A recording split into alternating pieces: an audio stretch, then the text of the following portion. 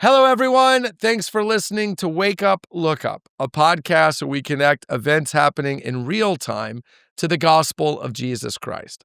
I'm Zach Wyrock, and in today's episode, we're asking the question, what can we learn from Taylor Swift? This is prompted by an article in The Atlantic recently that was looking at what is it that makes Taylor Swift so popular. And of course, you are probably aware of who she is, whether you listen to her music or not, and that's a sign of just her global influence, the phenomenon that is Taylor Swift. And the article did a great job of putting its finger on her popularity, because it could be tempting to say, well, she makes good music, but of course that's subjective. What one person likes in music is not what another person likes, and there are other musicians out there that are popular, but few that have the cultural influence that Taylor Swift has. The article cites Harvard poet Stephanie Burt, who argues that Swift's popularity is owing to something she calls feminine genius. And what she means by that is that Taylor Swift uniquely understands and kind of typifies and empathizes with the female experience, particularly teenagers and young adults. She understands their emotions. She understands their fears, their hopes, their dreams, and she puts that into her music. So certainly Taylor Swift makes pop music. A big part of pop music is it needs to be catchy. It needs to be memorable. It needs to be fun. It needs to sound good. But behind that really is this idea. Taylor Swift's music resonates because she sees people and she understands people. In fact, her confessional approach to her lyrics are a huge reason but why her fans, so-called Swifties, cite their love for her music. They feel understood.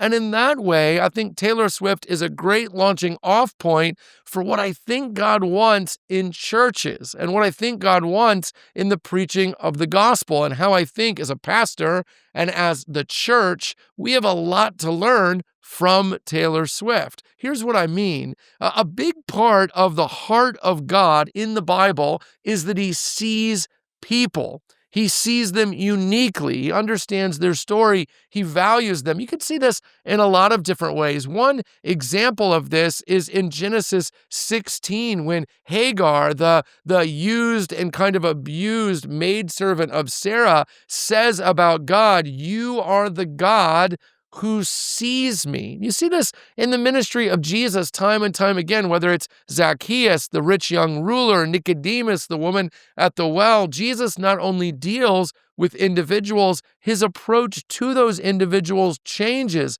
He lets the uniqueness of their personality and their story influence the way he engages them.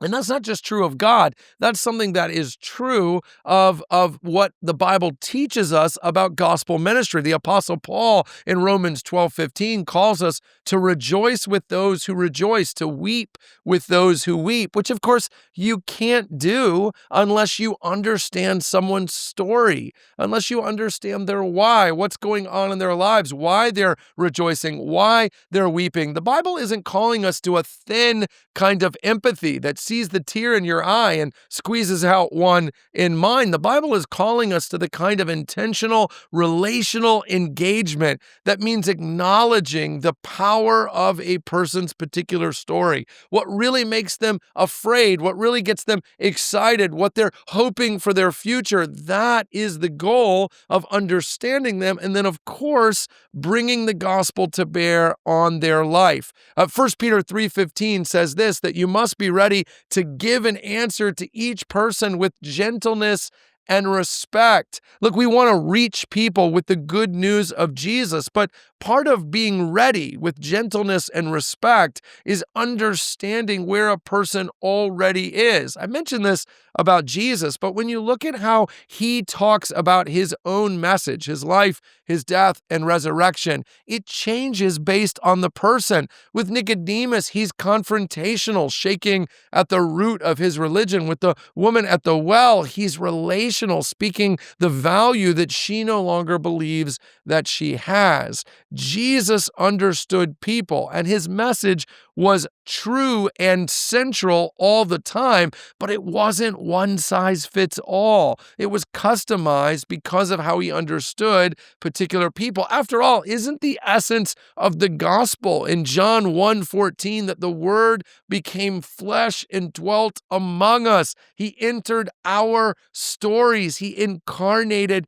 in our lives. For too long, the church has stood at a distance from people's lives and stories and preached at them instead of holding out the gospel to them. Taylor Swift is showing us that when you communicate to people, that you see them, that you understand them, that you are curious about them, they are interested in what you have to say. And while for her, that's really not much but catchy pop lyrics, for us, it's the eternal truth of the love and mercy that is available in Jesus. Listen, if someone is on your heart to get the gospel to, maybe start by becoming curious, by understanding them, by empathizing with them, so that when you do share Jesus, it's to them, not at them.